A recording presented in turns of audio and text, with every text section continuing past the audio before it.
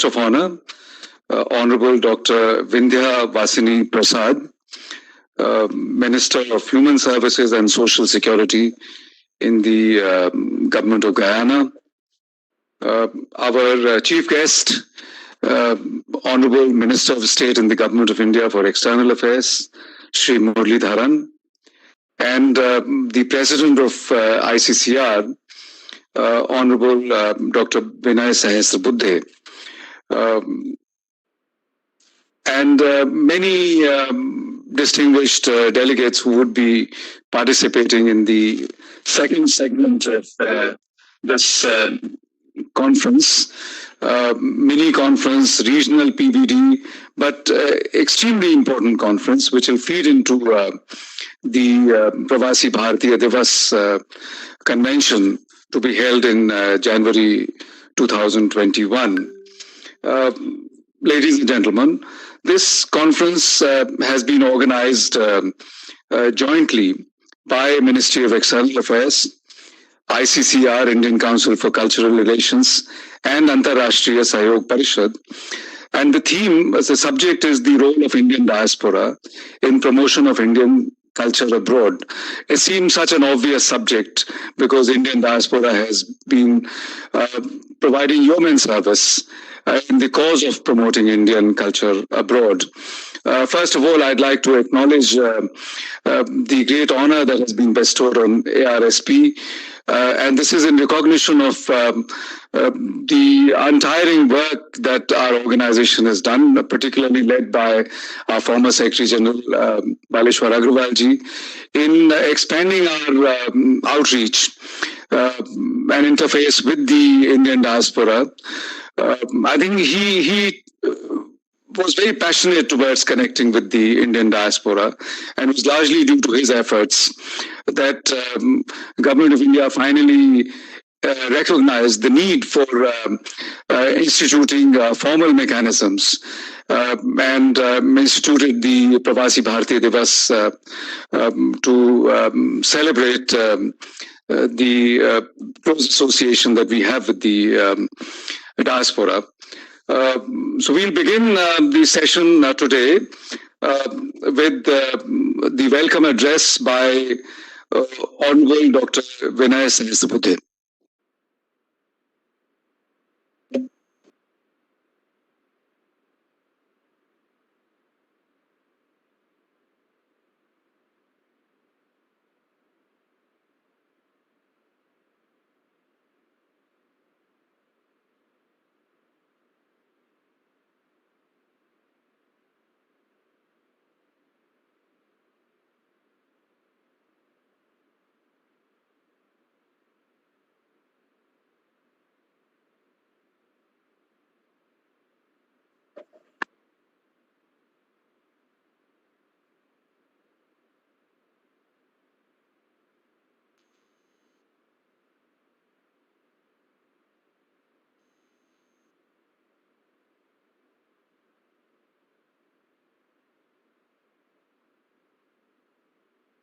Since we are experiencing some technical difficulties, okay, starting. All right.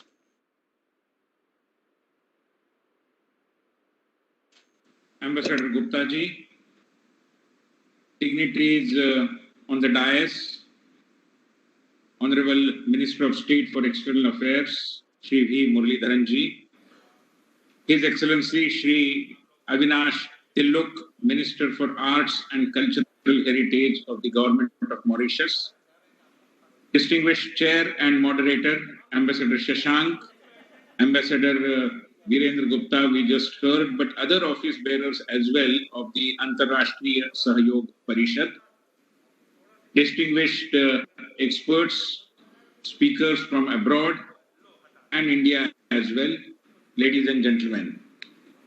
It's a pleasure to be amongst all of you, although in a virtual format, but I am really happy that the Pravasi Bhartiya Divas this year is happening as a culmination of several conferences or brainstorming sessions, and one of them is here, which is being organized by the Indian Council for Cultural Relations. And the subject is also something which is very, very critical, and it is about the role of diaspora in promotion of Indian culture abroad. Well, friends, I have only 3-4 points to be made as a part of my welcome remarks. At the outset, let me welcome you all and also thank you for having taken out time to participate in this important churning of ideas. I am also grateful to our Union Minister of State for External Affairs, Sri Muralidharanji, for gracing this important conference. All my colleagues in the ICCR, including our Director General, Shri Dinesh Patnaik, and all others are also present here, and all their efforts, I am sure, with your equally vibrant participation, are going to help us in achieving the objective. Friends, I'm really confused whether the term diaspora should be used or not, because there are various opinions about that. But I've been using it.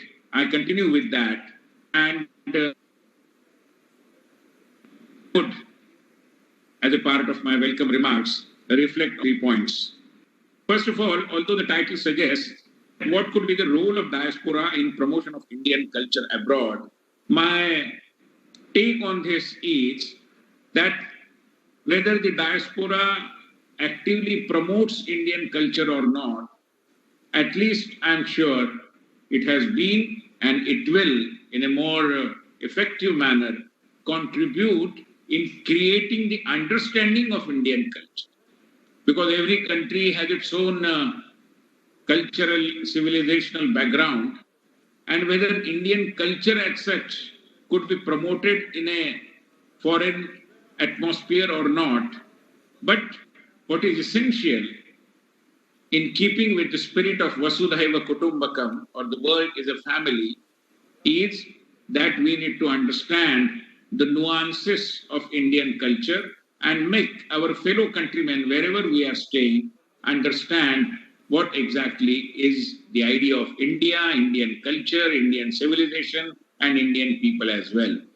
And to that end, I believe, for the diaspora people, there are several things to do.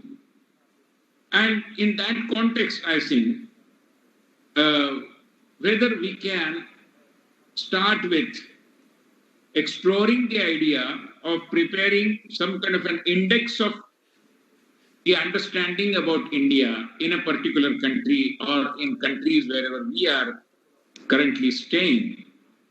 What exactly is on this index, where exactly do a particular country stands? Whether it is high on that index or it is low on that index.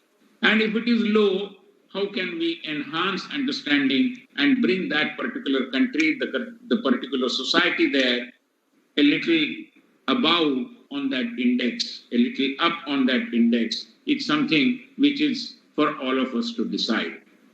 Because although in India, a separate branch of knowledge, a discipline like diaspora studies, is not so very cultivated.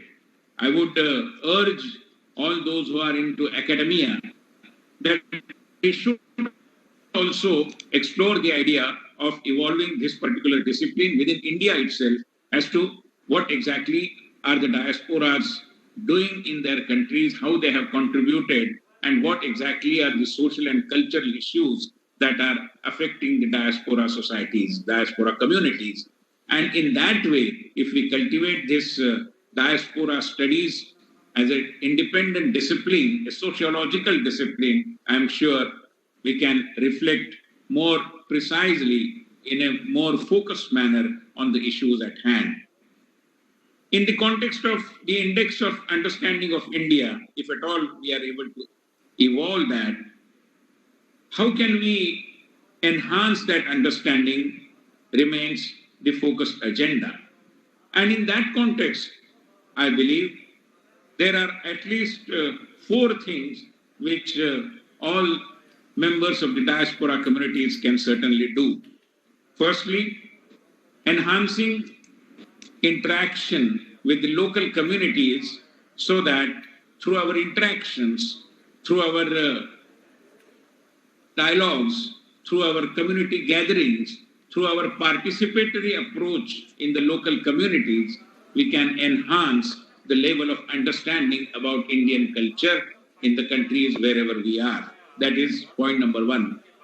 Point number two, we have to engage in a more effective manner with the local media. I don't know whether the local media gives adequate importance to Indian diaspora and the activities by Indian diaspora, thereby India as a country and Indian society as well. This is also extremely critical. Recently, ICCR undertook a kind of a study of various textbooks in different countries, and there are several revelations which should make us sit up and think about. And in that context, I believe enhancing the level of India literacy, media, since it plays a key role, I think our engagement with local media, whether TV channels, social media, or mainstream media, it's something very, very critical. And I would urge upon all the honorable members who are participating in this conference to focus on this as well. The third, and perhaps more important, is our more meaningful, effective, and proactive engagement with the academia in our countries, whether universities, whether teaching communities, whether those who are on various bodies of universities and think tanks as well. Interaction with is also extremely important. But the opinion making that takes shape through academia, and in that context also, we can evolve a kind of an agenda as to how do we make India something which is properly understood by the members of the academia in our countries as well. Lastly, our interaction with the local civil society. Civil society is a comparatively new phenomenon, but I think their role in opinion making is something very, very important. And therefore, whether issues like development, whether sociological issues, whether issues pertaining to the Indian civilization, Indian culture, the more we interact with local civil society people, the greater is going to be the benefit for the diaspora communities. I would suggest that during the day-long deliberations today, members of the diaspora communities who are participating in this important conference would definitely take all these points also into consideration. Insofar as ICCR is concerned, we have several measures that would enhance our interaction with the diaspora communities. We are now going to have a separate and independent approach for greater participation of diaspora communities in Indian cultural centers abroad. Most of them are now known as Swami Vivekananda Cultural Center, as we are all aware of. And therefore, I would definitely suggest all of you also to come out with a set of suggestions for ICCR to work upon. Once again, I extend a warm welcome to Honorable Minister of State for External Affairs, Shri Muralidharanji, and all other dignitaries who are participating in this important conference. Thank you very much. Namaste. I thank Dr. Vinay Sahasrabudhe for his important remarks. He referred to the role of diaspora, not only in promoting and propagating Indian culture abroad, but also in creating understanding of India and understanding of Indian culture. And I think these are both interrelated issues, and I'm sure our conference would deliberate on these very important issues. One thing is obvious that for enhancing the role of the diaspora communities, there will need to be greater coordination and communication between the diaspora organizations and Government of India organizations. I think the other point that you made about strengthening diaspora studies at the academic level in India is also extremely relevant. In fact, it is in keeping with the need for this sort of thing that we set up an academic unit within Antarashtriya Sahyog Parishad by the name of Diaspora Research and Resources Center. It's been functioning for the last 3 years, and it has helped us to undertake research activities, data collection, and it's kind of a fulcrum for academic activities. And I want to acknowledge at this stage the support that we've been receiving from the External Affairs Ministry for this unit. I should also add that our Honorable President of ICCR has been very active in politics from his early days as a student activist to begin with. He's a member of parliament and national vice president of the ruling Bhartiya Janata Party. He's been involved with the training, and that's a unique aspect that he's been dealing with, training of the elected representatives and voluntary social workers. At this stage, I'd like to invite our guest of honor, Dr. Vindhya Vasini Prasad, Minister of Human Services and Social Security in the newly elected government of Guyana. I want to first of all congratulate you for the institution of your government, despite so many difficulties which we were closely following. Dr. Prasad is a multifaceted personality, extremely accomplished. She's a doctor by profession, a physician by profession, taught at the University of Guyana School of Medicine. She is also a Kathak dancer, and she hosts a number of television programs featuring Indian culture and a radio program. So I think given that kind of talent and multifaceted personality she brings to bear in her responsibility as the Minister for Human Services and Social Security, we're greatly honored to have you, ma'am, in our conference, and I'd like to invite you to please make your remarks. Thank you very much, Ambassador Gupta.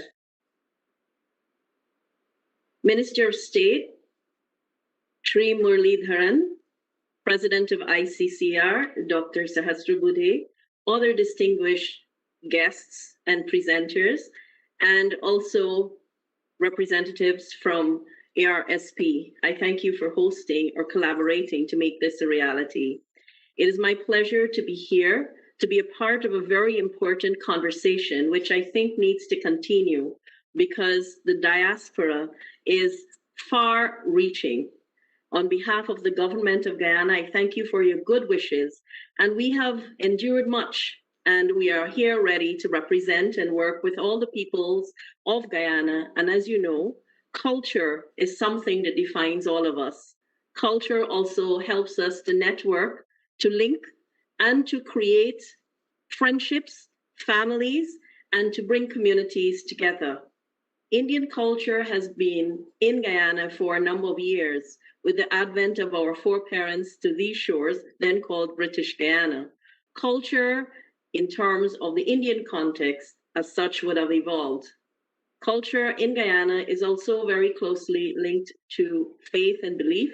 And I will proudly say in Guyana, we have a kaleidoscope of cultures from all the peoples of our country. And one of the beautiful things of my country is that we have the unique distinction of celebrating each other's culture, sharing each other's culture. And I'd like to invite all of you who are here on this panel to visit our beautiful country of Guyana and to experience what our culture is like. It is a very, very different experience because you would find whenever there's Pagwa or Holi, whenever there's Diwali in Guyana, people in their thousands will come out on the streets and marvel at something, again, that is very distinctive of Guyana called our Diwali motorcade. And I wear another hat as the president of the Guyana Hindu Dharmik Sabha.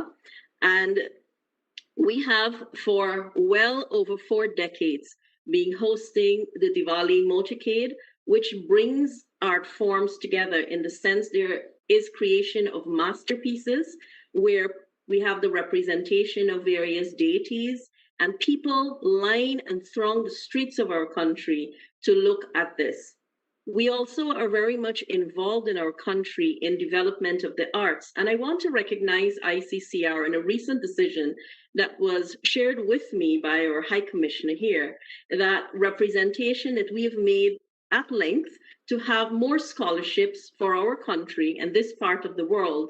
We are going to have that happen for culture and art forms. And I want to, at this point in time, say how important that is, because there are many countries like us where the enthusiasm is high. People want to learn music, they want to learn dance, they want to also learn those skills at a very high level and be able to share it with much of the country. We have for a number of years through the Guyana Hindu Dharmic Sabha and also the Indian Cultural Center here, we have been pretty much the bedrock of ensuring the sustenance, the promotion, and the propagation of art forms in Guyana, notably music and dance. We have crafted a festival of art called Kala Utsav, and hundreds of young people from across our country participate each year, and they do so in classical dance, folk dance, Hindi, Ramayan chanting, Ram Leela excerpts, as well as music, kirtan, just to name a few. This is our effort to relate to what was said before me of engaging the community. And young people look forward to this annual event every year. And what we've seen happen from this initial stage of exposure is young people progressing in various disciplines. Even though they might migrate to other countries, they continue their journey in their various art forms. And I think that's what we want, because the arts and culture is an expression that can transcend boundaries. So we definitely, through the utilization of culture and art, we have the opportunity to be a part of the movement called edutainment, in as we have messaging that can be very, very relevant to our world in which we live, whether it's domestic violence, whether it's gender-based violence. And the reason I'm saying this is because right now in the world, we are all part of 16 days of activism to deal with gender-based violence. So we have utilized the arts in this way to send that message across our country so you can understand why culture is so near and dear to us. Being someone who has been raised in this kind of culture, I appreciate the value that it brings to our people. I appreciate what we can recognize in every facet of our land. Culture resides in the food that we eat. Curries are very much a part of our national cuisine. We also see representation of facets of culture in our fashion sense and the way in which we dress. But more importantly, it is music that would have kept the connection between Guyana and India. Why I say this is because even though the language is not widely spoken, some people still learn the language. We promote it from the Guyana Hindu Dharmic Sabha point of view, Sanskrit and Hindi. And we've been able to send people to access scholarships through your programs. And they come back and they teach others. Through the COVID pandemic, they were able to share Hindi knowledge, Sanskrit knowledge through virtual classrooms and platforms, because we believe that even though we may have to adjust to what the pandemic has done to the world, we must not stop sharing and teaching all the different dimensions of our culture. So wherever you go in our country, you will be able to appreciate the presence of culture here. But I do believe of great importance that more emphasis should be placed in countries like ours. We need to be engaged to find out what are our needs. What I can say from my end, we need more teachers. We need more online platforms. We need more cultural exchanges specific to culture, in the sense that we can share and you can share, so that it grows and it is visible and evident in all parts of our land. The interest is high. Young people are willing to be part of this movement to promote Indian culture. And while we have established it here very firmly, I think there is space and need for growth. I also believe, in addition to teachers and teaching facilities, we must have conversations where we can develop platforms to enhance and promote performances, where in parts of the world like us, where the language might not be as there as we would want it to be, we can still express what we know, what we have developed, what we have honed, and we can have platforms that all countries can share on these platforms what we do in terms of Indian culture. They need to be consistent, they need to be shared with a wider section of the world, and we definitely need to ensure that at all times the dialogue that is started today continues. If we are to effectively promote culture, we need to also engage young people.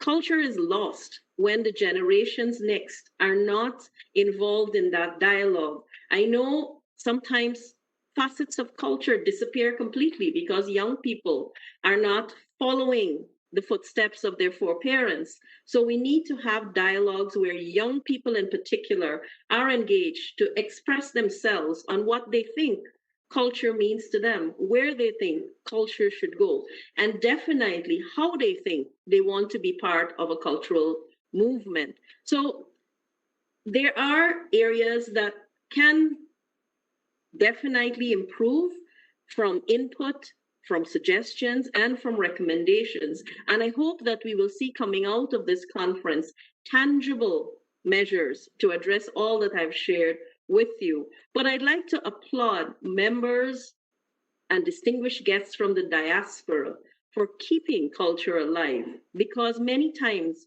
we would have kept it alive by ourselves with not enough support from India. While the support has come later on, and the support I hope will grow, I would like to see more of this happen. We were in Guyana very fortunate to receive in 2019 the award from the President of India. And we are extremely appreciative that our efforts have been recognized in the promotion and sustenance of culture in Guyana. But I do believe that much, much more can be done. And if there is a network that is created, a cultural and arts network that is created among all of the countries of the diaspora, then I think sharing will become easier for us to definitely respond to each other and to develop that framework of family that we speak of. Because I firmly believe that a family is linked by its cultural identity. So I want to really appreciate my thanks to all of you for having me here today, for allowing me to share with you my thoughts on culture and the promotion of Indian culture. And for Indian culture to be promoted, it is imperative too that we look at the language in which it is promoted. So many of the countries in the diaspora, they speak many languages. So if we have language familiarity or language sensitization where culture could be promoted in the language the people speaking, I think they will relate better to it. And while COVID has hit us very, very hard and the world is reeling under the impact of COVID, people still retreat to the familiar shelter of their culture to find some solace. So more than ever, now is the time to share that culture. More than ever, now is the time for us to have these discussions. So when the world returns to some semblance of normalcy, we can see this explosion of culture that you and I would like to see. But for all of this to happen, the support has to be there. And you're probably thinking that I'm emphasizing this support because we do want it. We do want it. And sometimes the bigger countries benefit much more than we do. But don't forget, the countries in this part of the world, they hold culture very near and dear to them. So as I move to the conclusion of what I'm going to say, I want to once again invite you to my country, experience Holi as we have definitely embraced it as a country. Experience Diwali in Guyana. Experience any of the other facets of your culture that has become a part of our culture through our whole ideology of the land of six peoples, and with six peoples come six cultures. So we have managed to amalgamate all of the cultures of various parts of the world, and that has become our identity of Guyanese culture. But you will not, I will tell you, you will not be disappointed with what you find. And many people who visit our lovely land of Guyana say to us, especially from India, they don't feel as if they're away from home. So having said that, I want to again say thank you on behalf of the government of Guyana, and we look forward to continuing to build the strong relationship that we share, and look in ways in which we can expand on that relationship, and where more can be done between the two countries so that there can be more of the facets of Indian culture that our people of Guyana enjoy, embrace, and recognize. Once again, I thank you on behalf of the government of Guyana, and I wish this conference every success, and may all that we say and all that we do materialize in very fruitful and productive outcomes. I thank you so much. Thank you, Madam Minister, for your very warm sentiments towards India.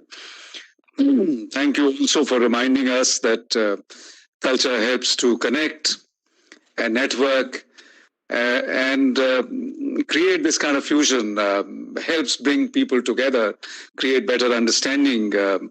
I think Guyana, like many countries, including India, is a multicultural society. And I think you have to be there to see the rainbow of cultural activities. You gave a little glimpse of what is going on, various cultural practices. I forgot to inform our audience that apart from your many accomplishments and many things that you do, you are also president of Hindu Dharmik Sabha.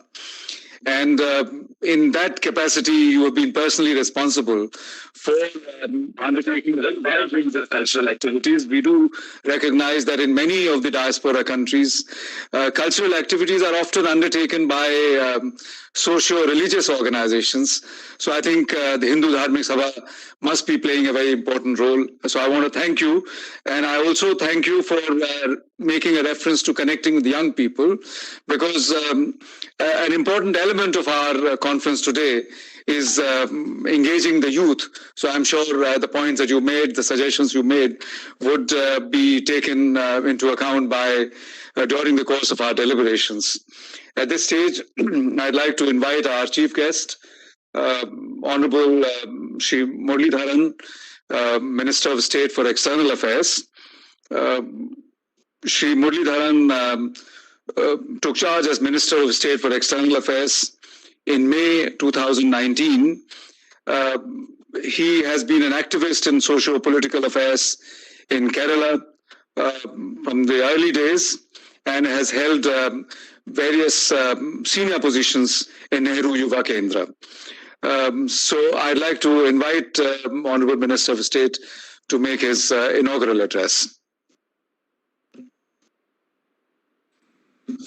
His Excellency Mr. Avinash Tilak, Honorable Minister of Arts and Cultural Heritage, Government of Mauritius, who has addressed this virtual conference. Her Excellency Dr. Vindhyavasini Persad, Honorable Minister and Member of Parliament, Government of Guyana, who will be addressing the second session in the afternoon. Dr. Vinay Sahasrabudhe, President of Indian Council for Cultural Relations. Shri Sanjay Bhattacharya, Secretary, CPV and OIA. Shri Dinesh Patnaik, Director General, ICCR. Ambassador Virendra Gupta, President, Antarrashtriya Sahyog Parishad, who has been coordinating this morning session. Distinguished chairpersons of the technical sessions, distinguished experts from abroad and India, ladies and gentlemen, salam to all of you. I am delighted to welcome you all to this virtual conference on the important subject of role of diaspora in promotion of Indian culture abroad, being jointly organized by the Indian Council for Cultural Relations and the Overseas Indian Affairs Division of the Ministry of External Affairs in partnership with the Diaspora Research and Resource Center, Antarrashtriya Sahyog Parishad. This conference constitutes an important part of the annual flagship Pravasi Bhartiya Divas 2021. Through such an initiative, we celebrate our extended family that is residing all across the world and is in true spirit ambassadors of the great culture of our country. We are proud of the fascinating story of the Indian diaspora, starting from the ancient times and never looking back, reaching the current stage where we have over 30 million strong Indian diaspora spread over in more than 100 countries. In the present time, Indian diasporas have emerged as a powerful entity since they are recognized as soft power in the realm of foreign policy strategy and also as an agent or catalyst of economic development of countries of origin besides their active role in the host country. The Indian diaspora is the second largest diaspora in the world and is counted among the most successful expat communities anywhere in the world. Today, they occupy high positions in the field of politics, economy, industry, technology, and education. This heterogeneous group, drawn from different historical and cultural contexts of migration, are identified and held together by their Indianness and a deep cultural and emotional attachment towards Mother India. The success stories of our diaspora are countless. We all recount the recent electoral victories worldwide, and I would like to recall the formations of government under His Excellency President Irfan Ali in Guyana and His Excellency President Chandrika Prasad Santokhi in Suriname. Indian origin leaders have also done exceptionally well at the recently held elections in the United States. Vice President-elect Her Excellency Ms. Kamala Harris, with family roots in India, is the first woman to reach the apex of power in the US. There are leaders of Indian origin in the Congress, Senate, and scores have won seats in the state legislatures in the USA. We are all proud of their victories, congratulate them, and wish them all success. The Indian diaspora living abroad has provided a global identity to India as a land of flavors, rich heritage through its music, dance, cinema, etc. And they have been in the forefront in passing Indian traditions, culture, values, morals, and mores from one generation to another. They have also encouraged their host country to adopt many aspects of Indian culture and heritage. India is recognized internationally for its intellect, scientific temper, way of life through Ayurveda, yoga, amongst many such examples. While diasporas have seamlessly integrated with the countries of their adoption, they have also maintained very close links with their ethno-cultural roots in India. There have been bridges, mediators, facilitators, lobby and advocacy groups for taking primacy of India's national security and economic interests and soft power projection. With the collective efforts of 130 crore Indians, we embark on a new journey of hopes and aspirations. While India is moving ahead on the path of development at a rapid pace, the goodwill and support of our Indian diaspora abroad cannot be overemphasized. The Government of India and the Indian society have always valued and appreciated the contribution of diaspora in enhancing India's position, prestige, and standing abroad. This long-standing partnership has culminated in strong two-way efforts and initiatives through a series of institutional and operational arrangements for greater mutual consultations, for improved synergy between the diaspora's expectations and the Government of India's policy framework. In this context, we may recall our extensive diaspora-specific programs, namely exchange programs, ICCR scholarships, youth exchanges, Distinguished and Academic Visitors Program of ICCR. ICCR sponsored artists in performing and visual arts. ICCR's academic programs through Indian church for promoting Indic studies, Indian languages, Indian history and culture. Indian Technical and Economic Cooperation Program, that's the ITEC, Cultural Fests, Indian Cultural Centers Abroad, and many more. The government programs and schemes have always been based on regular consultations with diaspora. And one of the most effective initiatives for this has been the Pravasi Bhartiya Divas. The next PBD is scheduled on 9th January 2021. And we are looking forward to receiving all of you again to carry forward this important dialogue. There is a definite advantage. However, the exceptional circumstances due to COVID-19 have forced us to go virtual. We were also looking forward to sharing with you in person the various policy initiatives for shaping the idea of New India, including the concept of Atmanirbhar Bharat. We also wanted to share with you the impact of COVID-19 globally on India and specifically on diaspora, and brief you on the initiatives taken by India for addressing this unprecedented challenge, including for softening its impact on Indian diaspora. However, our interactions will have to be through a virtual mode. The socio-economic influence, standing and expectations of the Indian diaspora have been evolving fast, and it requires new and more effective tools of engagements. We are accordingly approaching this theme, that's the role of Indian diaspora in promotion of Indian culture abroad, with an open mind, and are willing to discuss and explore the measures, including at the level of policy, institutional arrangements, and execution. In this session, we will look forward to listening to your views, your ideas for refining these tools under the 4 sub-themes relating to cultural promotion, cultural exchange programs, culture as a vehicle of soft power, and engaging the youth. The Government of India Diaspora Partnership for Cultural Preservation and Promotion has worked very well.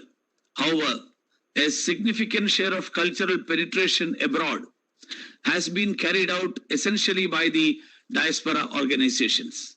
Building on this strength, a time seems to have come to explore new ways of further enhancing the diaspora's role in promotion and preservation of Indian culture abroad. We completely realize that the character, capacity, and needs of diaspora evolve with each generation, and this process has accelerated in the digital era. The interests, needs, and expectations of the youth are changing fast, and policy adaptations need to keep pace lest it causes any disconnect. Our objective is to make this government diaspora collaboration for cultural promotion abroad more effective, focused, and self-sustaining, with a special emphasis on engaging with the youth. Let the diaspora take a greater ownership of the process. Finally, I wish to profoundly thank the partner organizations for their support and all of you for your valuable time, and hope that the deliberations and discussions in the coming sessions would be fruitful and constructive. Thanking you all. I thank Honorable Minister of State for his inaugural address. And I think in a way, sir, you have set the tone for our discussions. The Indian diaspora has played an important role, and I think Government of India acknowledging it would be very encouraging for the Indian diaspora organizations and Indian diaspora as a whole. I think the challenge is to identify a roadmap, explore new ways, as you said, of enhancing diaspora's role and in leveraging that capacity. I think it has to be done both at the policy level and at tactical execution level, as you have set out. What is important is to recognize the great role that they have been performing, particularly in countries that have they have the advantage of the numbers. If you look at a country like US or many Caribbean countries where the diaspora is very large in numbers, they run hundreds and thousands of schools of performing arts.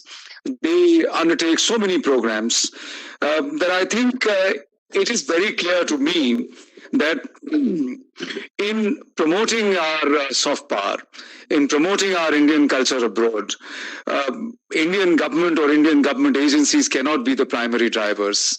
We have to accept that the Indian diaspora and Indian diaspora organizations are the primary drivers, and that government of India is ready to play a supplemental role. I think today, given the role of Indian diaspora in promoting Indian culture and through Indian culture soft power, and also in promoting political understanding with countries, and we see that happen in so many different countries between India and their adopted countries. I think somehow you see the Indian diaspora having ascended to a much higher level of priority. I think, as Minister said, they now have become part of our policy framework and a foreign policy priority. And I think that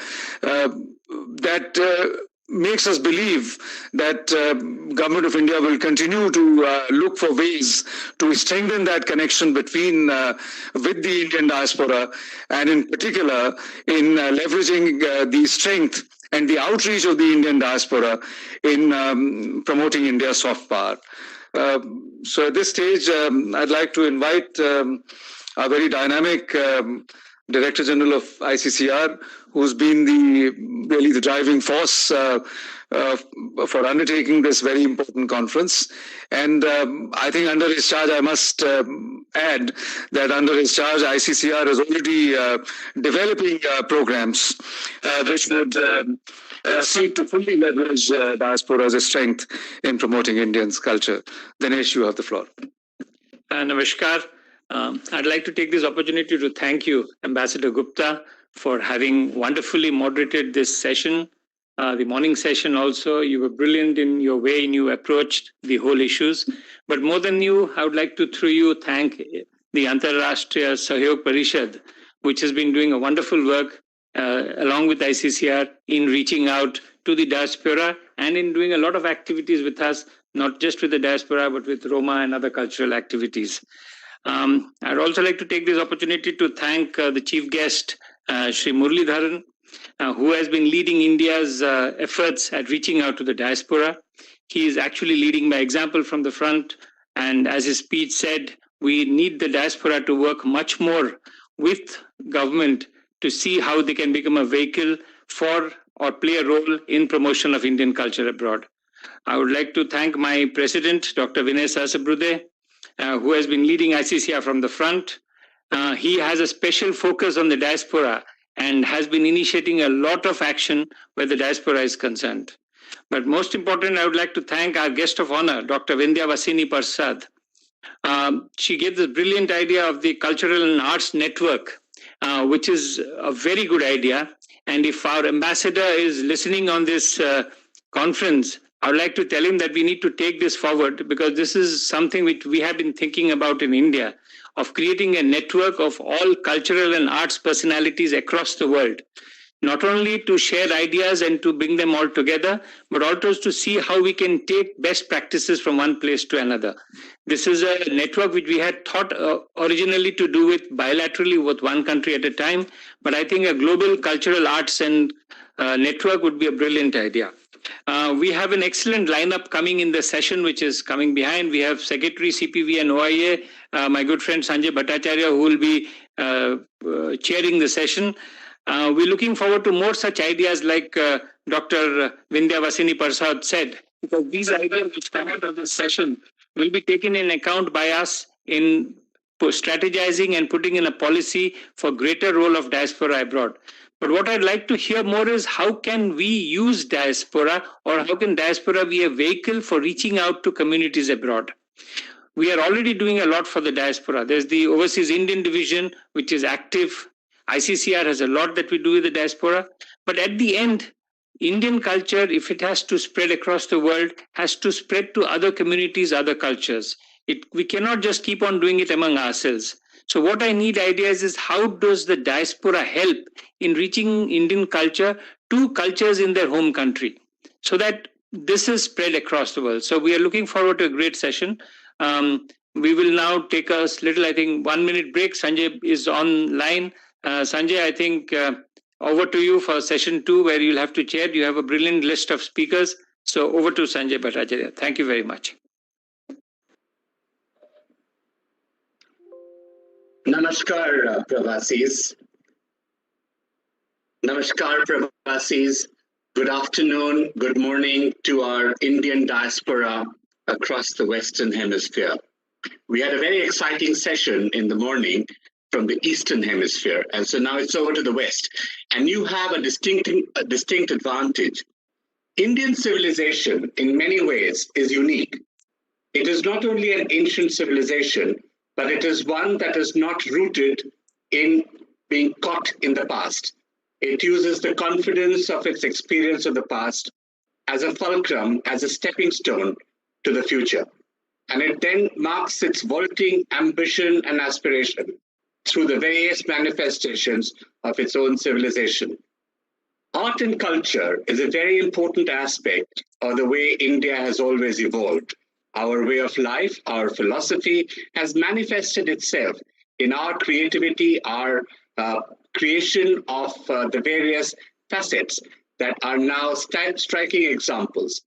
In a world that is very rapidly changing around us, with technology assuming a much greater role, social forms undergoing rapid transformation, it is a certain sense of constancy that one looks for, a certain sense of holistic approach. And all this is something that Indian culture and civilization provides. I'm very delighted to introduce to you a very, very distinguished panel coming from the US, Canada, UK, the Netherlands, St. Vincent and the Grenadines, and from Trinidad and Tobago, apart from our experts from India. May I set the ball rolling by requesting Mr. Balram Singh to speak about diaspora as a channel of soft power projection through culture. May I request, since we are behind the schedule, that you restrict yourself to 5 to 6 minutes. I shall probably give you a slight notice at the end of 5 minutes. Over to you, Professor Balram Singh. Thank you very much, Mr. Bhattacharya. I appreciate your remarks and very grateful to have this opportunity. Can I please have someone to allow me to share my slides? I come from a science background and generally have some evidence to talk about whatever I want to talk about, but it has been wonderful, and you had a very nice comment to make, which is, I think, very important, that the fact that India is a culture of integrated Samagra Jivan, what we call a Samagra Jivan, and that is the best represented by some of the practices that we have in India and what some of us have carried with us in in wherever we now live. Can people see my slide? There we go. So, I think the comment that was made by Honorable Minister about the largest, second largest diaspora, it's very important to know that even though India is diaspora, but they are the number one diaspora that in terms of remittance. The number one diaspora is Chinese diaspora, and they are number one in FDI, whereas the Indian diaspora is number one in remittance, which basically means that we care about India automatically. You know, there is the data for that. So that is very important. And the second one is that I'm speaking from a bit of holistic, what you said, Sanjay Bhattacharya ji, that a bit of holistic approach that India has and that's something as a scientist I've been able to feel and monitor, and that is an idea of Ayurveda. Before I go there, my book was released, pre-publication book was released called A Different Take, an NRI view of India in tradition of Ram, Krishna and Gandhi. And this is a little bit different approach than what I heard this morning, that of course, we bring the culture that we have been there in the past, wherever our place of birth or motherland, but we also reflect back. And when we are away from it, we reflect back and we reflect back to on India. And this is the view that this book refers to, whereby Mahatma Gandhi even reflected back on India only when he left India. And so Ram and Krishna, this is the not time to discuss about the book. I want to go ahead and talk about Ayurveda. Ayurveda is a very integrative approach to life. It has season, it has environment, it has individual, it has mind, it has society, psychology, everything, and what we eat, how we eat, and how we cook. And Dr. Prasad was talking about all the musical and performance, culture and food and celebrations. All this is very much integrated. It's integrated in every almost society to a certain degree, but India is just probably an expert in this, and that is something that we need to think about. Because why we want to think about it? Because this is Ayurveda is just not a life experience. It's not just a culture. It's more than a culture. It's a deeper scientific, psychological, medical health issues integrated with it, so it becomes very relevant to people. So when we look at from that point of view, then when we live naturally, then we are healthy, and if we have disbalance in that, then we have become Vikriti, or we become sick. And that is something even very relevant, even that India has, rural India particularly, has almost no COVID, or at least there. I'm from Canada, and I founded Sampradaya Dance Creations, a premier Bharatanatyam training and performance dance company 31 years ago in Canada. I moved to Canada 55 years ago. Today, Sampradaya Dance Creations is recognized as leading Indian performing arts organizations, as well as a promoter of Indian dance and music. It has won several awards for its dance productions, which are recognized for excellence, innovation, and aesthetics. And our productions have toured internationally, including India, on several occasions. Over the past 55 years, my efforts have always been directed towards the promotion and dissemination of the highest quality of dance training and performance, and very importantly, for demystifying the prevalent misconceptions that Indian classical dance forms are of a museum quality, static and unchanging, and that they are of a folk tradition. My advocacy work in this area has been strategic and sustained, both with the public, the arts community, and most importantly, with the government funders, to break the barriers of inclusivity and access to public funding. In an arts policy environment about 30 years ago, which was dominantly Eurocentric and which supported arts projects that fit Western aesthetics, it took several decades of persistent lobbying, explaining the depth, the rigor, the beauty of Indian classical dance, inviting observers to our classes and performances, that finally the understanding and the appreciation grew.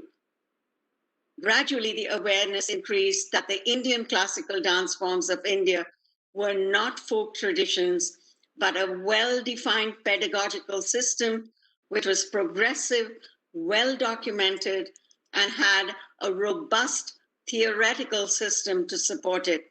In fact, I must highlight that after all these efforts, Canada is to be applauded now for its arts policy, which is progressive, inclusive, and equitable in supporting the arts of immigrant cultures. As a result, Sampradaya dance is supported by Canadian federal, provincial, and municipal funders on a multi-year operational funding system for its artistic, administrative, and training initiatives. The rapidly changing immigration patterns in Canada around the 1990s and early 2000s was a clear marker of shifting demographics and a large influx of educated professionals from India with artistic backgrounds. Many of them came from established dance and music careers in teaching and performance and took no time in setting up their careers, artistic careers across Canada. Very quickly, these teachers became the custodians of classical traditions, imparting training to hundreds of young Indo-Canadians, adhering to the highest, strictest levels of training of Carnatic and Hindustani music schools, Bharatanatyam, Kathak, Odissi, Manipuri, and Mohiniyattam training institutions proliferated here in Canada. Now one sees a remarkable array of dance and music classes all over the large cities in Canada, and several thousands of youngsters taking a keen interest in achieving proficiency to the highest level. The quality and caliber of teachers here in Canada is truly impeccable, and they are to be commended for their training and passion in the young students and the quality that they are coming out with. Concerts are held throughout the year, dance performances all over, and arangetrams of a very high quality are a regular feature. South Indian and North Indian cultural organizations hold annual festivals and performance series presenting local and visiting artists from India. All the above point out to the fact that the Indian diaspora... You have 1 minute more. Sorry? You have 1 minute more. Sure. All the above points out the fact that the Indian diaspora in Canada is very deeply entrenched in Indian values, cultural traditions, with a strong respect and appreciation. So what I would suggest is that we could consider Videshi Kalakar type of festivals for cross-exchange between India and Canada, special scholarships, special commissions for collaboration between new generation artists from India and Canada. Could we consider perhaps a Yuva Pravasi Bhartiya award for young artists between in the diaspora, because there are so many brilliant artists. So again, I thank you for giving this opportunity to me to share my thoughts and to be part of this important discussion. Namaskar.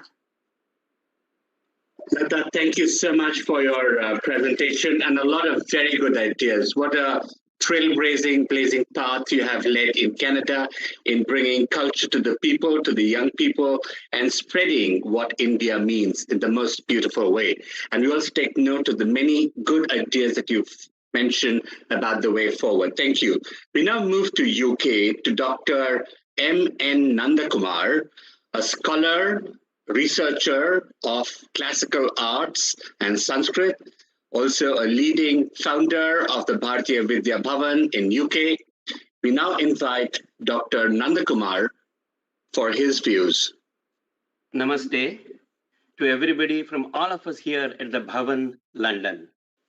From the 60s through to the late 90s, access to Indian culture in all its forms, arts, languages, music, yoga, food, faith, in the UK was largely to keep the Indian diaspora connected with the country of their origin.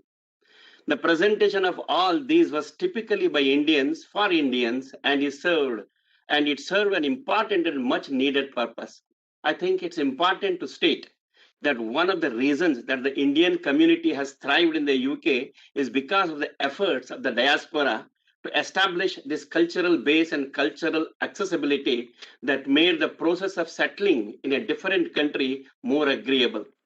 This could be seen as the initial role of the diaspora in the promotion of Indian culture abroad, ensuring that Indians moving abroad were able to stay connected to their own heritage, giving a sense of being at home, away from home. The Bharatiya Vidya Bhavan's role in supporting this initial period was to provide access to the best teaching and performances in Indian classical arts. Moving into the 21st century, the requirements of the Indian diaspora have changed.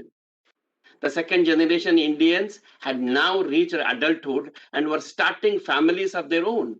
For these, their identity spanned their Indian and British roots. They sought how these two rich facets could not just coexist in independence, but form an integrated, cooperative, and reinforcing combination. So, the framing of Indian culture altered so that it could be seen in the context of Britain's overall cultural fabric. It was important for the diaspora to understand its place in this mix and be able to articulate this position and ensure it was presented in a way that complemented this state. This was the period in which we saw, by osmosis, Indian culture being increasingly seen in the mainstream. The crossing over had very much taken hold. As the needs of the Indian diaspora evolved, so did the way the Bhavan supported this transition. A greater focus on validation from external national bodies, an increase in projects that brought Indian classical arts together with arts from outside India, educational programs in schools. As we reach the third decade of this century, friends, Indian arts are very much part of the cultural fabric of the United Kingdom. To quote former Prime Minister David Cameron, it puts the great into Great Britain. And while the needs that existed in the two stages previously described continue to be relevant, the real focus now is on how the beauty, depth, and richness of India's great traditions can be made relevant, accessible, and appealing to everyone, regardless of their ethnicity. The goal is to become a truly pervading, fully integrated part of this rich tapestry. As history has shown, a strong understanding, appreciation, and love for another culture helps in developing relationships beyond just the cultural, a key point that leaders across the board have echoed. To quote a Sanskrit verse, I am nijaha paro veti ganana laghu chetasam udara charitanam tu vasudhaiva kutumbakam. This one is ours. This is not ours. This kind of discrimination, friends, is found only amongst narrow-minded people. But for those who are noble and broad-minded, the whole world is one family, not just one family, one small family. So where does the Bharatiya Vidya Bhavan fit into this? The Bhavan has been providing educational programs in classical Indian art forms, languages, and yoga for almost 50 years. We deliver over 100 classes a week in more than 20 subjects, now fully online. There is ever increasing interest from non-Indians who find something unique in our practices that resonates with them, whether this is philosophy, literature, architecture, singing, dance, or yoga. This spark of interest needs careful nurturing if it is to yield light and warmth. Sa vidya ya vimuktaye, that is real wisdom, art, which renders one free from all kinds of bondages. Friends, our position is to promote the cultural treasure of India, not just for members of the diaspora. We love that the diaspora feel a connection to the Indian arts. It is something we wholeheartedly value alongside our core intention, which is to open to each and every person who is interested in Indian arts, regardless of their own background. Friends, it has been an adventure in faith aimed to the good of all. Namaste. Thank you so much for giving us this opportunity to represent Bharatiya Vidya Bhavan and its work. Jai Hind, Vande Mataram, Namaste. Dr. Nandkumar, thank you for your views. They are so illuminating. You talked about how dual identity people can coexist in this understanding of Vasudhaiva Kutumbakam. The amazing work that Bhartiya Vidya Bhavan does across the country and in many countries across the world is inspiring and perhaps a fitful flag bearer of the Indian civilization. Thank you very much for your views. Pravasis, we now move to the Netherlands. Our next panelist is Mr. Robin Baldeo Singh. Mr. Baldeo Singh was the former mayor of The Hague. He comes from Suriname and has had deep interest in Bhojpuri language, has created documentaries, and has been a beacon of the connections between Indian culture and the countries and lands that he's lived in. Mr. Robin Baldeo Singh. Thank you very much indeed. Ladies and gentlemen, dear friends, thank you for having me on this conference. It's an honor to participate. Indeed, I do live in the Netherlands, and one should know that the Netherlands has an inhabitant of almost 250,000 people of Indian descent, you might say. And with that figure, the Netherlands hosts actually the largest Indian diaspora community on the European mainland. So that is, I think, something which has to be kept in mind. So what we see here is that they are spread all over major cities, like indeed The Hague, the international city of peace and justice, Amsterdam, Rotterdam, the whole metropolitan area. And what you see is that culture itself, the Indian culture, is very vividly present and it is dynamic. But the problem is that we have to take into account the history of our migration. Most of the people living in the Netherlands come from Suriname, South America, and they are the descendant of the Indian indentured laborers who came actually from Uttar Pradesh and Bihar. These people have a cultural heritage which goes back to this Bhojpuri culture or this Bihari culture, you might say. So indeed, the Indian culture, the mainstream culture is very vividly present here in the Netherlands. Vividly cultural meaning, of course, the Indian cinema, Bollywood films, but also yoga, music and all. But the challenge which lay ahead is how to cope with this heritage culture. And that is what indeed I am very much interested in, because what I see nowadays is that because of the mainstream culture, this heritage culture is actually declining. It is oppressed, you might say. And that is a little bit worrying, I must say. So we have a treasure of culture brought from, Uttar Pradesh, Bihar, to the plantations, the sugarcane plantations, etc., in Suriname, and it came from 1975 onwards to the Netherlands. Still vividly present. It is popular culture, but there is a lack of support in developing all this. One of the aspects of this culture is indeed language. You might be surprised, that Indian indentured laborers went to Mauritius, South Africa, Fiji, Guyana, Trinidad, but also to Suriname, and from Suriname to the Netherlands, of course. Only in the Suriname and in the Netherlands, this language is spoken very widely. So I can still speak a variation of this Bhojpuri Aodhi language, very vividly present. People are brought up in this language. But the problem is, and I'm really very proud that we have in The Hague, the Gandhi Center, a beautiful center doing lots of good work, sponsored by the ICCR. But what you see is that indeed you will find there the mainstream culture, so yoga, classical music, and whatever. But the popular culture which we have, there is no place for that to promote.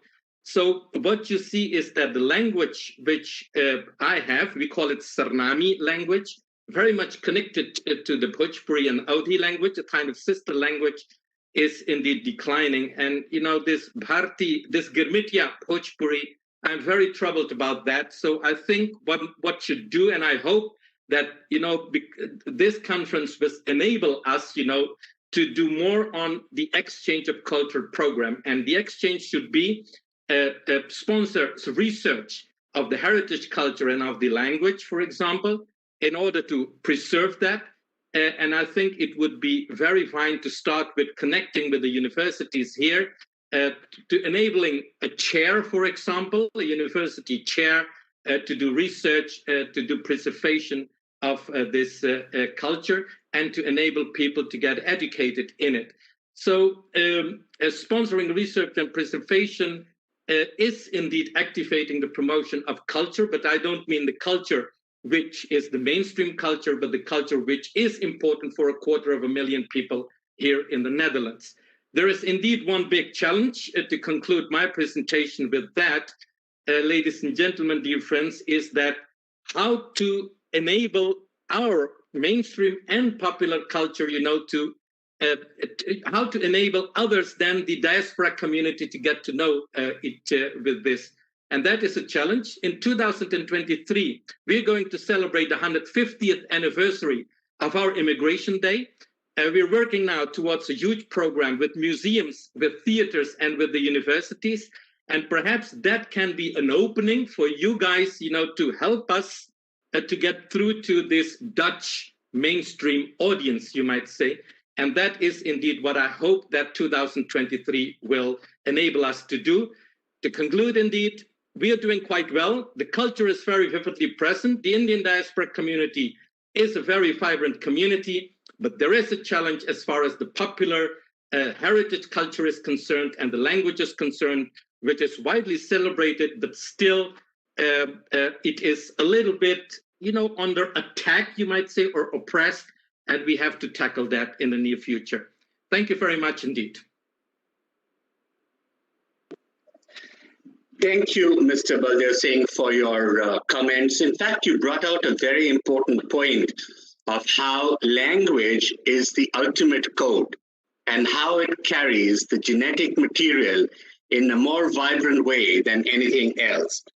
I myself recall during my stay in Northern Europe as to how I came across various Surinamese friends who would try out their version of Hindi with me.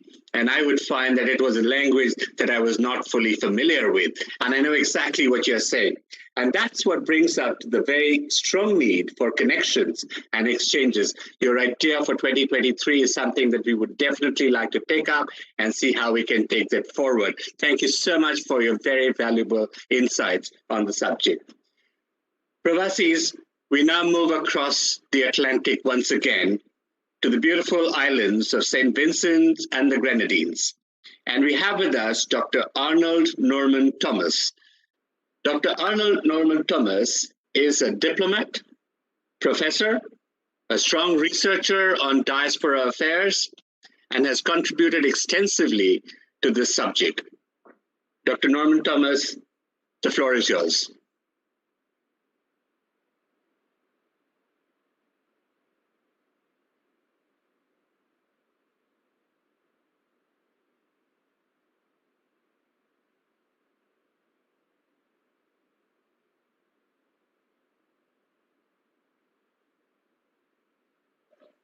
Dr. Thomas, are you online?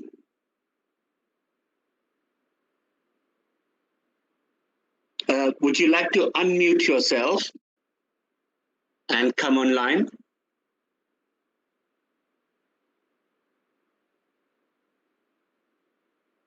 Dr. Thomas, we can't hear you. Would you like to unmute and come online?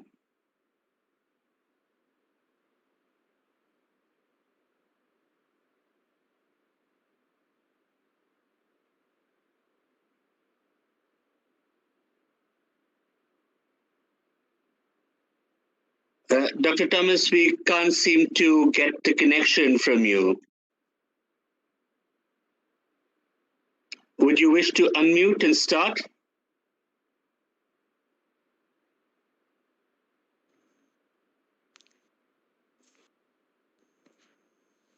Dr. Thomas, we are not able to hear you. I think we can move to the next speaker and then probably we'll come back to Dr. Thomas. It seems we're having some technical issues at Dr. Thomas's end. May we now move again in the Caribbean to the beautiful Trinidad and Tobago. We have with us Dr. Satnarayan Balkar Singh. Dr. Satnarayan is an author. He's active on the stage. He's formed the Kathak Kala Sangam and was also a public servant. Dr. Satnarayan, we look forward to hearing your views. You may unmute and come online, please.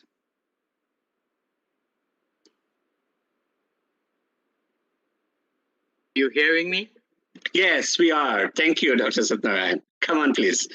Thank you, Mr. Chair, conference organizers, distinguished speakers, fellow panelists. Greetings from Trinidad and Tobago. It is an honor to be invited to share on this topic, the role of Indian diaspora in promotion of Indian culture abroad. I speak as an economist, an educator, international performing artist for over 50 years, and an author. Based on an expansive definition of culture, those Indian ancestors who departed India over the centuries have done significant work in creating in the new environments representing their cultural heritage, traditions, festivals, and arts. Knowledge and industries have grown out of these. This is not to discount the significant direct efforts and assistance by Indian independent India over recent times, let's say the last 60 years, which is relatively recent in terms of Indian diasporic history. I go straight into offering recommendations for the promotion of Indian culture abroad. Education and training, engaging the youth. Indian scholarships should continue to be offered to youths to study at accredited Indian universities and technical institutes. The government of India should promote online education and training courses in appropriate fields, leading to certification, degrees, diplomas in the Indian diaspora. And I am talking about education and training across the board in many disciplines. This facilitates home studies during this time of uncertainty and COVID. It encourages fraternal bonds through student alumni associations in India and abroad, not to mention the networking that would develop. Improving cultural exchange through the performing arts. The government of India must continue offering scholarships, especially to youths, to pursue training in India in the creative and performing arts.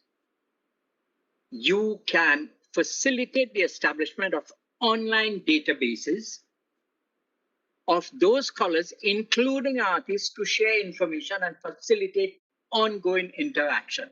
This has been mentioned just now. Recognitions. Indian foreign missions and embassies in promoting Indian culture abroad should identify India-trained leading persons in their diasporic countries, academics, creative and performing artists, etc., who continue to make significant contributions to Indian culture, and recommend public awards and recognitions by Indian Academic Technical Institute and even the government of India to such persons for excellence or long and distinguished service in their respective fields, improving cultural exchange through the performing arts. And this is now ICCR. ICCR should consider restructuring its teaching and training programs at the Indian cultural centers abroad to achieve the following: engage the normal teaching classes, plus doing short training courses with established local teaching performing institutions, including, and this is important, non-Indian institutes in the host countries.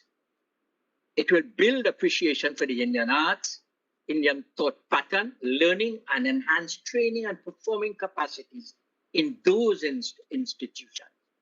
Tutors and senior administrators at the Indian cultural centers must be properly debriefed on their role and function in the revised trust to promote pluralism, youth development, improving cultural exchange in the countries to which they are allocated. ICCR support to Indian tertiary level institutions involved in diaspora studies and faculties in India, and this has been alluded to today. Several Indian universities have now begun research in Indian diaspora studies. Yet there is an absence of high quality contemporary, appropriate, and I'm using my region now, West Indian literature in the libraries of some of these Indian universities. I have lectured in some of those institutions, and I know what they have and what they don't have. Naipaul still seems to be the most important piece of work they have there. We need to go way beyond that. ICCR must develop a catalog of such reading matter and facilitate their transfer to those relevant libraries in India to support research and publication. Arrange exchange visits. ICCR should arrange exchange visits of academics, researchers, sports persons, social workers, and artists of the diaspora to share experiences, that is, lectures, lecture demonstration, and short period attachments in appropriate Indian universities and training institutes, and vice versa. It should be back and forth. It will create appreciation for the efforts of the diaspora and of its PIOs for Indian cultural development and promotion already taking place. This will influence cooperation, promote peace, tolerance, pluralism, non-violence, and progressive thinking process. This conference comes at a critical and opportune time for refashioning a post-COVID world. If strategically planned and implemented, both India and the Indian diaspora are well poised to build a more equitable socio-economic and cultural edifice and bolster democracy by redirecting education, training, and technological change, and using its soft power to build new institutions and a new and a bolder world. Dr. Satyanarayan, you have another 30 seconds to wind up, please. Thank you. I thank you again for this opportunity and await your comments and questions. I am within my time frame. Thank you.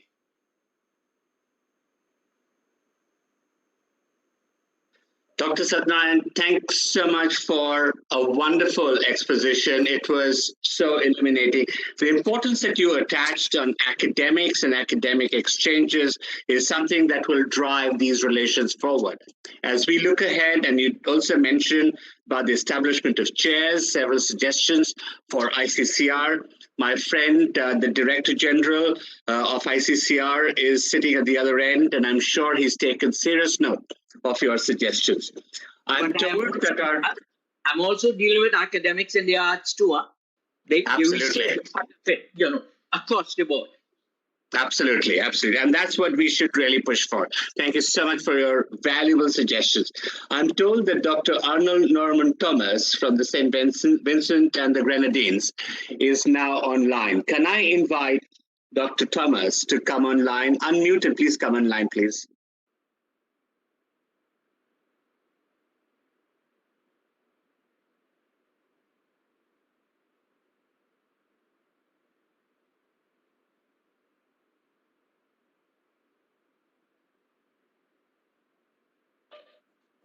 Dr. Thomas, are you there? That's right. You picked up on exactly what you were alluding to. Yes, Dr. Thomas, please come on.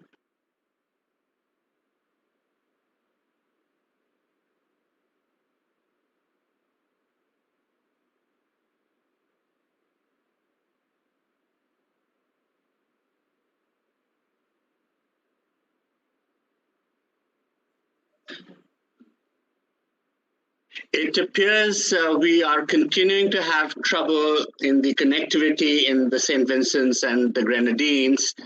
Meanwhile, I shall move on to Professor Chandrasekhar Bhatt, an academic sociologist of great repute who has worked extensively on diaspora studies and has contributed enormously to the work that has been done in India, leading light. Dr. Chandrasekhar Bhatt, the floor is yours. Thank you. Thank you, Mr. Secretary Bhattacharya, and chair of the session, and very distinguished panelists. I see our friend Satyanarayan ji here and many others around with whom I had a greater privilege of interacting. I hope to see Arnold. Hopefully he will come. And let me, before I start my presentation, let me also thank for this global privilege that I have got today to the MEA, ICCR, and ARSP for giving me this wonderful opportunity, and especially Ambassadors Virendra Gupta and Anup Mudgal, and also Secretary General Sham Parandai. My presentation is beyond mutual linkages and expectations. Now, why I emphasize this term is to get back to the foundations we started in 2000, the high-level committee were formed by LM Singhvi and other members, and the kind of contributions they made in terms of recommendations. And Pravasi Day is one of the major recommendations they have done, which has been implemented extensively right from the day one, from 2003 onwards. And we have been having it every year for a couple of years, and then we have it once in 2 years. And I had a great privilege of attending it, a cultural continuity linkage that we had at Banaras Pravasi Day program in 2019.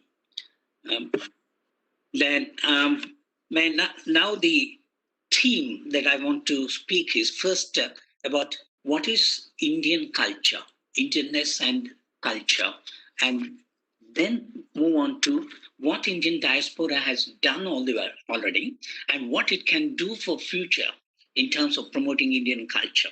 Because it is through the diaspora as a leverage, we can extend India far beyond India through all the locations world over. So first is to talk on the Indianness, Indian culture. Now, what the Indianness is something which is unique, which perhaps you don't find any other parts of the world. And it's many sociologists and anthropologists have tried to analyze the content of what is Indianness. And they found there's nothing very tangible to see in terms of Indianness, but mostly it is manifested in intangible qualities of absorption, of inclusiveness, of tolerance, of spiritualism, and a belief in the whole universe as a family. And I may repeat again whatever has been repeated several times even in this session, that we believe Indianness believes in Vasudhaiva Kutumbakam. And one more aspect, the happiness of all, namely Sarve Janaha Sukhino Bhavantu. We look forward that everyone in the world is part of us. Everyone should be happy, just as everyone is part of our family. So with this basic idea of Indianness, let me go forward. And this has specifically the idea of absorption, idea of reshaping, and so on. So the whole Indian civilization is a part of absorbing and reshaping. And the Indian civilization and culture that we have inherited has qualities of tolerance and also spirituality, and we exist in unity in diversity. So the heart of Indianness is the unity in diversity. So all the Indian diaspora communities, wherever they are located, they are in multicultural context, just as India has been in a largest multicultural context. We have varieties of people here, language, religion, caste, and everything you may see, including our racial stock here. We differ from one another, but we are all one. There's one thing that's specific with us, that we carry that oneness, idea of oneness wherever we go. This is what I call as Indianness, which has gone beyond India, along with all the people who have gone right from the day one, who travel by Jahajis. And Jahajis are the ones. I just wanted to say we have 1 minute more. Okay. Jahajis have gone through extensively lot of struggle, and they retain the culture. I must commend the way in which they have retained the culture. I had the great opportunity of visiting Madam Vindhya Swami's Guyana, a multicultural situation, a very colorful situation of Pagua. I had a privilege of visiting in 2019. And what I like to emphasize is the kind of education. Education is in the forefront of promoting Indianness, Indian culture. So if we get the right kind of education from the beginning, it will perhaps augur well to maintain Indian culture and its continuity. So I found a school in Trinidad, in Guyana, the school called Saraswati Vidyaniketan, which is distinguished in terms of academic excellence, along with imparting Indian cultural values and so on. So we have such situation, such schools to be developed all over the world.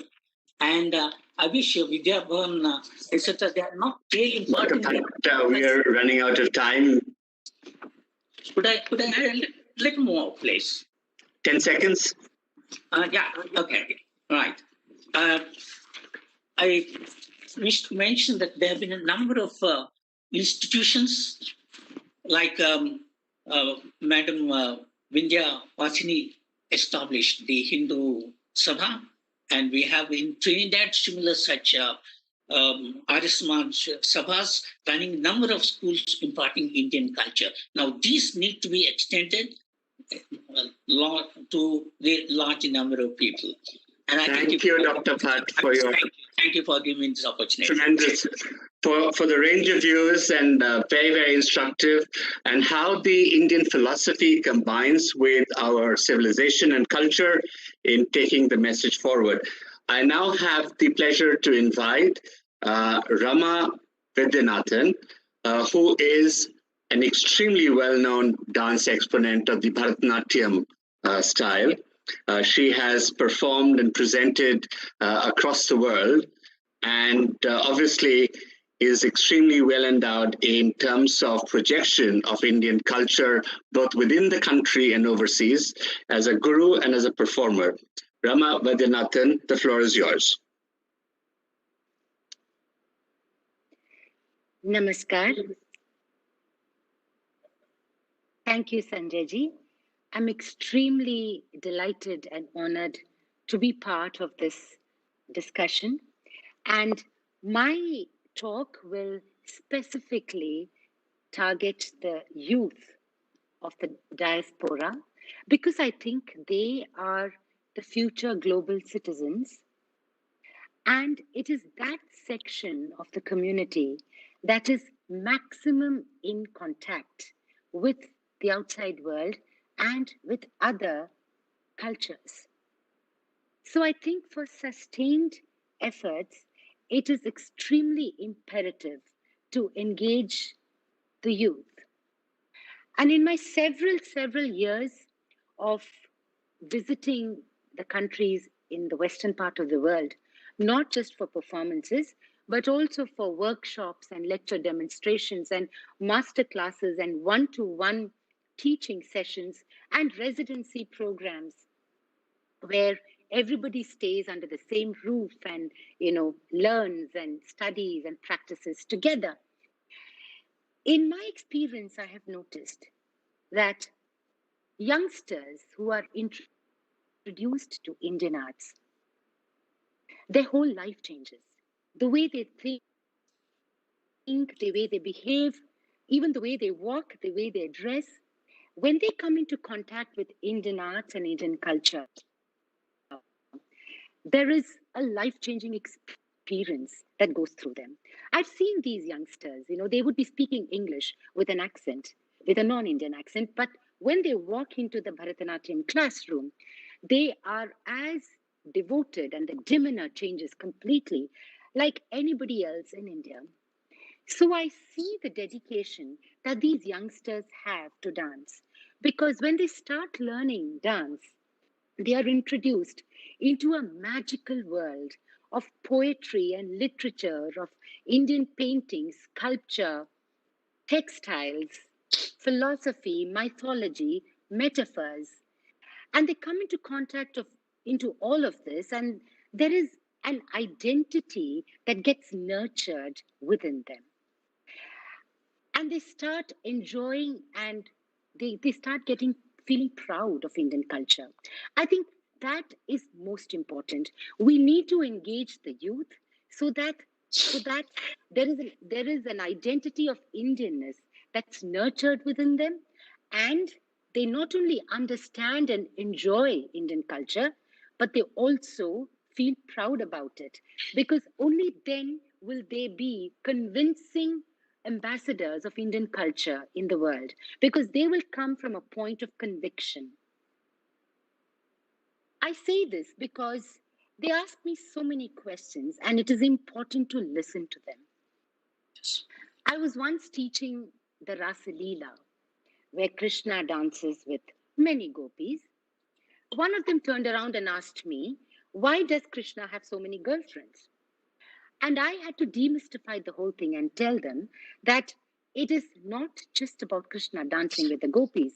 It is a metaphor to tell us that there is just one supreme consciousness, and we are all manifestations of that supreme consciousness. And all the gopis, they actually represent all of us. And therefore, each gopi thought Krishna is dancing only with her. And that means each one of us needs to have our own personal, individual relationship with God. And that is what it means. So then I understood that understanding Indian culture is not just to celebrate Diwali, wear Indian clothes and dance the Garba. It is actually to understand that Indian culture and tradition is ancient, but it is also contemporary. We need to make Indian arts relevant for today. And I think as teachers and as scholars and teachers and institutions that propagate Indian arts in the West, we need to understand that we need to make the arts relevant for today for them. And we also must tell them that this is a dance form that they're learning. It is a medium to explore.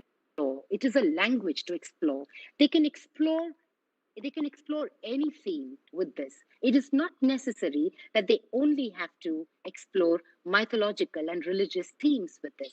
So what happens is, when I give them the freedom of understanding and using the dance form in a medium that they want to, then they find relevance to it. And then they get more and more attracted to the dance form. So in my view, I think it is extremely important to engage in the youngsters and teach them the Indian culture and tradition as relevant as it is for today. I'll end with a very beautiful experience of what I've had with several organizations in the US. There is Tatvamasi in Texas, run by Shruti Mohan. There is Navatman in New York. And of course, Lata ji is here. And like her, there are so many organizations in North America and in Europe. And I noticed that a lot of these organizations are run by youngsters, and they try to engage the youngsters as much as possible, not just telling them that this is the right thing to do, but also to tell them why this is the right thing to do. What is the metaphor behind it? What is the symbolism behind it? We do Ardhanarishwara Ashtakam, where we speak about Lord Shiva, where half his body is male and half is female. Now we need to tell them this is the earliest reference to gender equality. This is to tell us 2000 years ago, this was mentioned by Adi Shankaracharya. And I think this was the earliest reference to gender sensitivity, which actually happened in India. So we need to tell them Ardhanarishwara is not about Shiva having two halves of one male and one female, but it is also about telling the world that man and woman have to work in tandem, complementing each other, and only then will Rama, can we say develop. 1 more minute? Thank you so much. So I will just end with saying that these wonderful youngsters work so hard. They need to be integrated into mainstream dance Indian dance.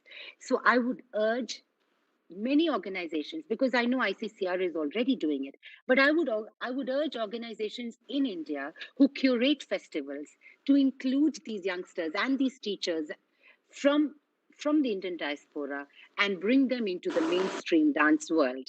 Thank you. Namaskar. Thank you, Ramaji, for your presentation and the wonderful ideas that you've suggested about how to connect with the rest of the Pravasi community and how to project our culture. It's such an important element and such important work that you do. I find that Dr. Thomas is probably still not online. Since he's not yet, is he online? No, not yet online. We seem to have lost connection with Dr. Thomas with Dr. Thomas. Yeah, he's there, sir. Yeah, we just see whether he's. So may I invite Dr. Thomas to make his presentation?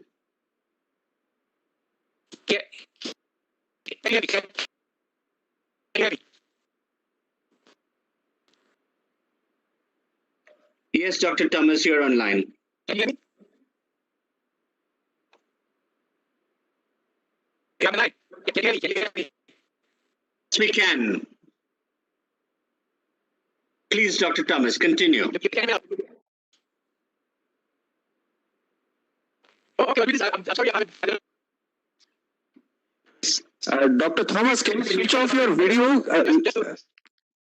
Because your audio is not very clear. Is it possible you can switch off your video and let's see how your audio is? Okay, now sir, can you just speak for a while? Sure. All right. Can you hear? Not very clear. I think your audio is also not very clear. Not very clear. Oh, boy. And I put on my headphone. Let me try this one. How about that?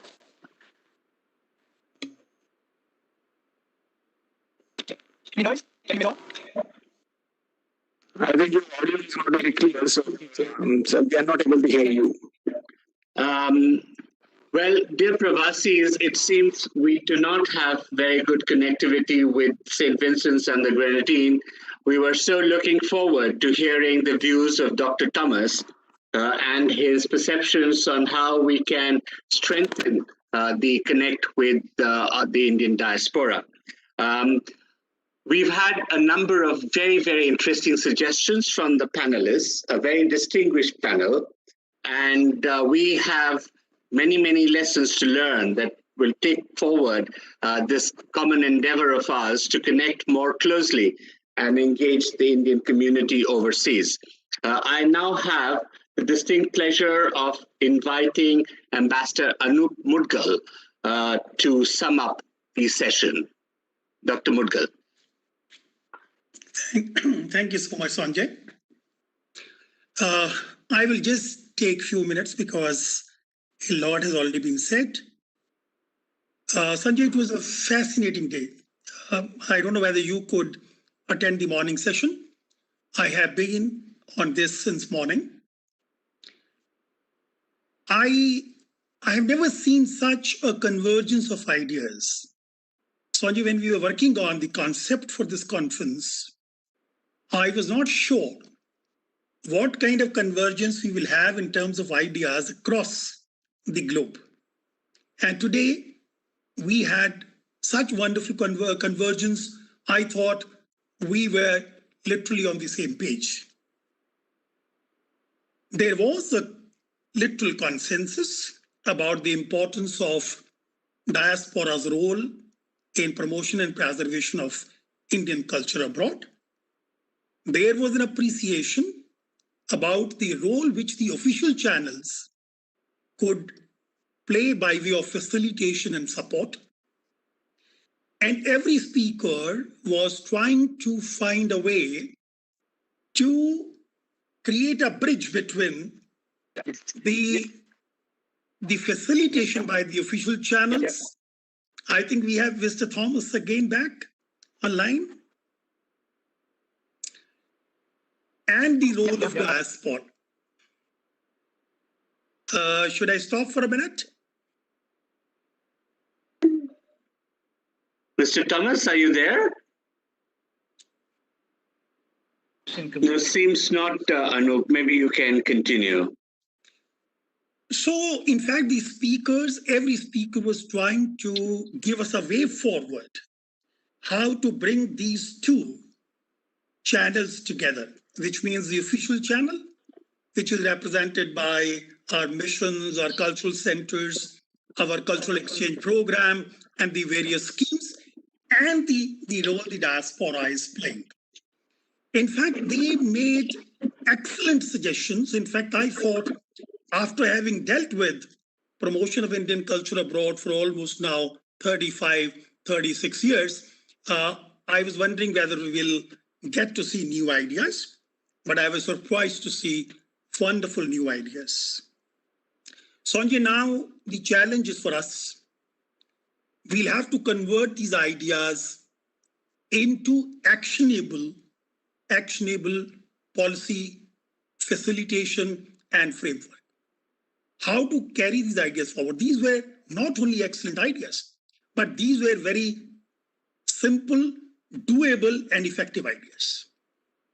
So you will see when we prepare this report, you will see this report will come as very handy for strengthening this connection between the official channels and the diaspora's role in preservation and promotion of culture abroad. Sanjay, I saw there were some difficulties in connection. Some of our members could not really make their presentations. Some of them didn't have sufficient time to do it. They wanted to say more things and we wanted to hear more, but we were limited by time. I would want to request those members, please, in case you were not able to complete your presentation because of shortage of time, please send us your detailed ideas either as an email or as the WhatsApp channel that we have. We would try to convert your ideas into actionable policy framework. And also I would want to say that this is only a step in a long series of interactions which we are planning with diaspora in terms of carrying forward these ideas. Please keep us on short leash and keep reminding us about your ideas and keep asking us, where are we on that? When are we going to deliver on those ideas? I'm sure, Sanjay, you will agree with me that our objective is not only to listen to these ideas, but to convert these ideas into some kind of action. And that is what we are aiming to do. We'll stay in touch with you and we look forward to working with you because the intention is very clear. Not only talk, but walk the talk, as we call it. On behalf of DRRC, Sanjay, I would want to thank everyone. I'm sure you must be recalling I have been bothering all of you for one piece of information or the other, but it was for this beautiful conference, and we have a successful conference because you were always forthcoming in providing those inputs. I thank you very much. I thank everyone, literally, for having contributed to the success of this conference. Sanjay, over to you. Thank you. Truly, and I think the kind of wealth of ideas that we have been able to get. I do see Dr. Thomas back. Would you like to come online, Dr. Thomas? If you can hear me, we'll give you one last shot. If you can't, then we would request you to send your message across and we'll have it played at the next session. Dr. Thomas. Can you hear me?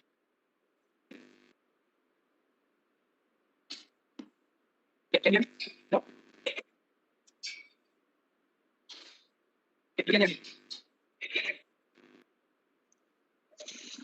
No. It does seem that we can't get through to Dr. Thomas despite our best efforts. Technology sometimes does come in the way, even in this digital age. I did also want to add that there were a number of people who sent WhatsApp messages about various issues, including what are the metrics of Indianness, how far can yoga be used, and so on. I do thank all the contributors to the panel.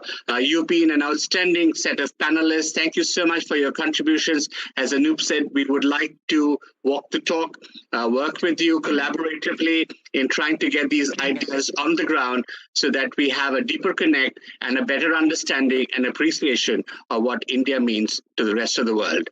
Thank you very much for your attendance.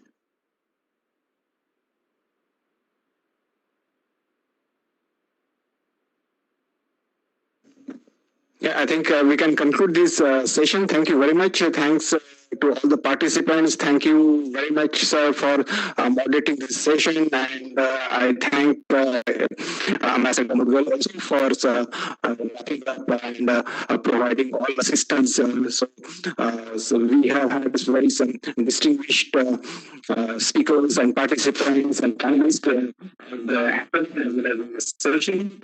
And on behalf of ICCR, I thank each and every one of you for taking part in today's conference. There has been a lot of work behind the scene, and so I think our team, both from ICCR as well as AISP and from Ministry, especially from Overseas Indian Affairs Division, worked very hard. And I thank once again all of you for participating in this conference today, and all these recommendations and various aspects what we have discussed over the almost a full day will form part of now the public convention on 9th of January. So thank you very much once again, and have a good day. Thank you.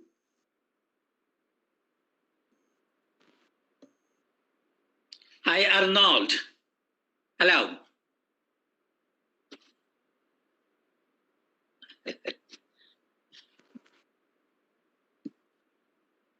Unmute Ambassador Mudgal. Okay. I thought Mr. Thomas. Yeah, no, I think we tried our best, but we couldn't get him. I think so. There is some problem with his audio, so we are not able to hear him. No, we'll ask him to send his report by email, and we'll take on board his ideas. Yeah, I think that is a good idea. So we can ask him his written text, and then we can include that one in our report. Thank you very much. Thanks once again, and have a wonderful day. Thanks.